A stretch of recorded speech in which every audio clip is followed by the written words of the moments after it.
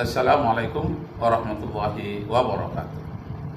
Nashkurullah syukran katsira bi qiraatil hamdalah ala hidayatihi wa taufiqihi alladzi nahnu na'ishu biha wa nusalli wa nusallimu ala sayyidina Muhammadin ala juhdihi wa bazlihi li tablighi syara'i illa hidayatan lana.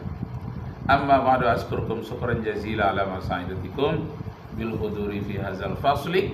Sa'ufassiru alaikum khutbati ala lughatil Indonesia khususan.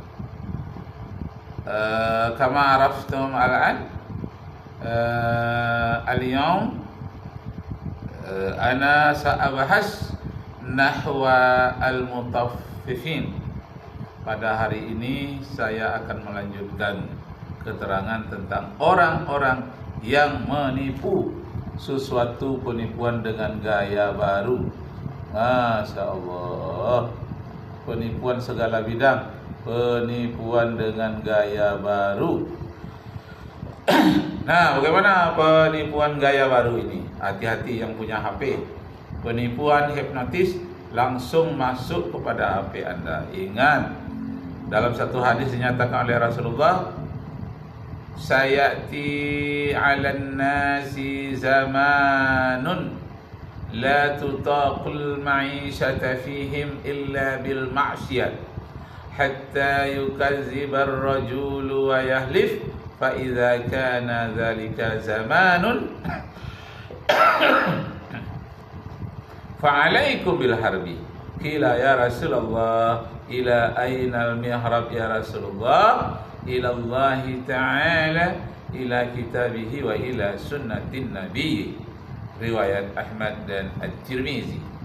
Nah, hadis ini menunjukkan bahwa manusia nanti di akhir zaman banyak sekali menipu, banyak sekali berbuatan maksiat. Mereka bangga kalau berhasil menipu orang, bangga kalau minuman keras, mereka bangga kalau berbuat maksiat. Caranya bagaimana? Yukazibar rajulu. Banyak sekali orang yang suka berdusta. Menipu itu melalui kata-kata dusta. Wa yahlif, bahkan untuk menipu yang lebih efektif itu dengan bersumpah. Kadang-kadang tak percaya kau sama aku, la ilaha illallah katanya. Nah, dengan ucapan seperti itu, berdebar hati kita. Kayaknya seperti jujur, tapi rupanya la ilaha illallah yang dia ucapkan, sumpah yang mereka ucapkan adalah untuk menipu. Yukazibar rajulu wa yahlif, orang itu berdusta dan bersumpah. Fa idza kana dzalika zamanun, kalau bertemu dengan orang yang seperti itu, kata Rasulullah, fa'alaika bil harbi, hendaklah kamu menghindarkan diri. Jadi Bapak Ibu, saudara-saudara sekalian, kalau bertamu di depan kita ada orang-orang yang ada terindikasi menipu seperti itu, kita melarikan diri dengan cara-cara yang baik. Misalkan kita, maaf, saya ada janji harus menemui orang itu di situ, pas jamnya sekarang. Kenapa? Karena penipu itu tidak pakai jadwal datang ke tempat kita. Maka kita bisa mengatakan, ini harus jam sekarang ini, saya ada keperluan, maaf dulu, kalau perlu tutup itu. Nah, atau dia datang waktu zuhur, maaf, saya harus salat zuhur. Nah, ya biasanya kita tidak tepat waktu zuhur, itu agak lambat, itu dicepatkan sedikit. Lebih tepat waktu, kalau perlu bawa dia salat bersama. Kenapa? Karena penipu-penipu itu pada umumnya orang anti terhadap sholat. Mereka itu gerah mendengarkan ayat Al-Quran, mendengarkan azan. Nah, Bapak Ibu saudara sekalian, sekarang ada cara yang lebih baru lagi. Semua orang tertipu atau berhibah hatikah dia dengan segala macam bukti-bukti ditunjukkan kepada kita, pura-pura bersaudara kepada kita. Ada Chinese yang pura-pura mau menjadi mu'alaf masuk Islam. Tahu-tahu sertifikat kita dipinjamnya, dirogokkan ke bank, diborongkan ke bank, lalu dia terima uang, lalu dia pergi, tidak tahu kemana. ruko rupanya tempat kita transaksi menulis perjanjian dengan dia itu hanya ruko pinjaman samaran saja yang bukan ruko dia. Tapi nampaknya dia ke depan ke belakang seperti ruko dia. Itu adalah cara-cara menipu terbaru paling canggih. Masya Allah. Baru 2 tahun setengah padahal. Tapi masih kayak baru ya kan.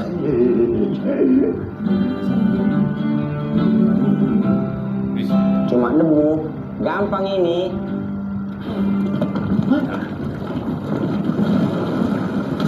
Masa.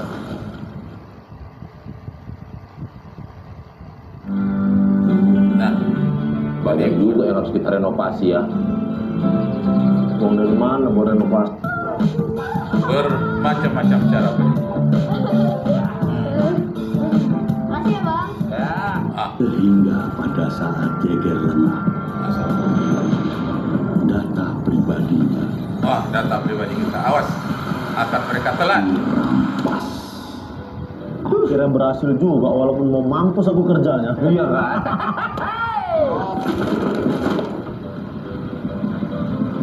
Kanan kiri terbuka, kau lewat pintu kau masuk.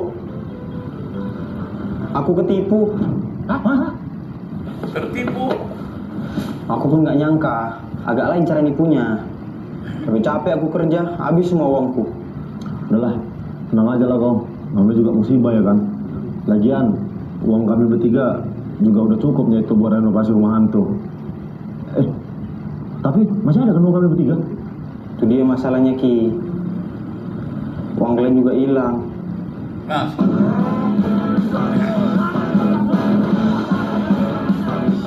Fatal. Modus penipuan semakin Penipuan lain. semakin Saatnya kita kasih tahu yang lain. Dono, kasino. Gini nih mestinya.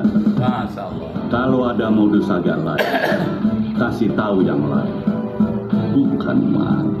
Masya Di Allah. tengah keramaian, dapat pesan penipuan Ya. untuk klik link yang agak lain.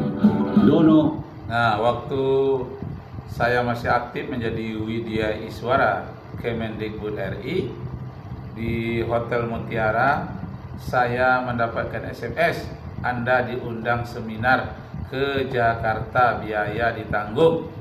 Untuk sementara kirimkan uang, katanya nanti akan diganti 10 juta. Kirimkan saja dahulu 2 juta. Nanti Anda bisa berangkat, tiket dijamin, dan Anda akan mengadakan seminar di sana, diskusi. Lalu saya sampaikan kepada kawan saya namanya Warsito, Mas, ini saya dapat undangan diskusi ini dari Profesor Doktor ini. Pak, jangan-jangan penipuan itu, katanya. Saya lacak, ternyata penipuan. Sebelumnya saya sudah berbesar hati mengatakan akan ikut seminar. Saya sedang menatar waktu itu. Dalam hati saya, kok tahulah orang ini saya hobinya diskusi. Saya hobinya dari seminar ke seminar. Dikirimkan pula lah uang dari perguruan tinggi oleh profesor untuk menghadiri seminar dan diskusi-diskusi itu. Kok tahu saja orang ini hobi saya. Nah, kalau tidaklah dinasihati oleh teman bahwa itu penipuan, Masya Allah, saya sudah tertipu. Perlulah kita berteman. Jadi kalau kita mendapat suatu SMS pesan menguntungkan, jangan percaya hal yang menguntungkan. Justru itu yang merugikan kita. Ada juga yang mengatakan ini suara keponakan Bapak, dia narkoba. Nah, coba ini sebelum sampai ke kantor polisi, kami menangani dulu Pak. Dengan bos nanti kami berunding. Bapak kirimkan uang sekian. Nah, ini keponakan Bapak kan, suara keponakan Bapak. Diam saja ya dahulu. Akhirnya saya matikan. Kenapa? Karena saya tidak punya keponakan. Tidak punya. Katanya keponaan pula. Saya kena narkoba, saya tidak punya keponaan. Masya Allah, bermacam-macam penipuan orang itu asal menebak-nebak saja. Allahu Akbar. Nah, Bapak Ibu dan Saudara sekalian, saya punya catatan ini bagaimana penipuan yang terbaru terjadi di tempat kita. Ini dia. Bahkan lainkan rumah sendiri, rumah warga di desa Pelayangan, Kecamatan Masya Allah. Kemang, Kabupaten Kalijerun Selasa kemarin. Kedatangan 4 pelaku, 3 diantaranya perempuan dan 1 laki-laki, merekam yang jelas perempuan. kamera pengawas di depan rumah. Pelaku bahkan dengan tenang mengaku dari dinas kesehatan dan menawarkan terapi gratis bagi lansia. Ya.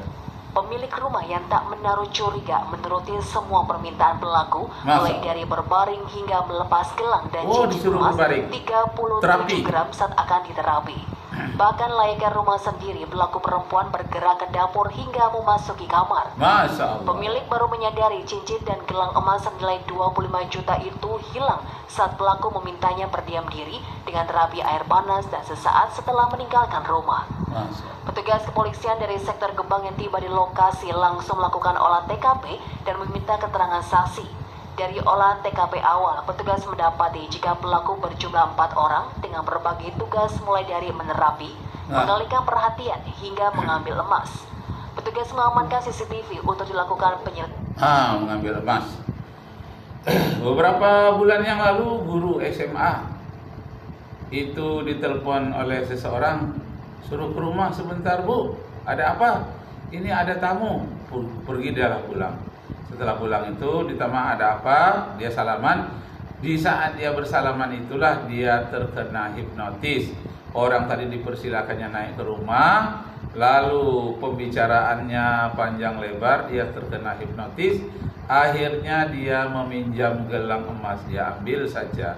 Dan apa simpanannya uang dia ambil, saya diberikan. Setelah orang itu pergi beberapa menit, barulah dia teringat, oh kok saya kasihkan tadi ya kalung saya kasihkan gelang emas, bahkan simpanan saya kasihkan. Setelah itu pergilah dia ke SMA kembali, bercerita kepada teman-temannya, oh itu penipuan itu Bu, ayo segera lapor ke polisi. Tapi sang penipu telah pergi, tidak tahu entah kemana arahnya. Ada yang perempuannya, ada yang laki-lakinya. Yang laki-lakinya biasanya untuk menipu ibu-ibu, yang perempuannya untuk merayu bapak-bapak.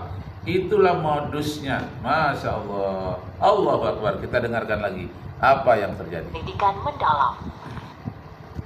Saat ini petugas masih melakukan penyelidikan dan memburu para pelaku yang terekam jelas kamera pengawas.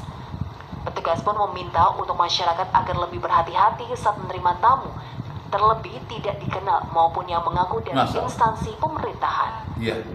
Wahyu Wibisana, RCTV, Cirebon. Nah, itu rupanya kejadian di Jawa Barat, di Cirebon. Tapi tidak sedikit pula terjadi di kota saya sendiri, Kota Pekanbaru, Riau, Indonesia. Saat ini bulan Ramadan, saya tutup dengan membacakan ayat Al-Quran. A'udzu billahi minasyaitonir rajim. Bismillahirrahmanirrahim. Wailul lil mutaffifin alladzina idza iktalu 'alan nasi yastawfun wa idza kaluhum aw wazanuhum yukhsirun.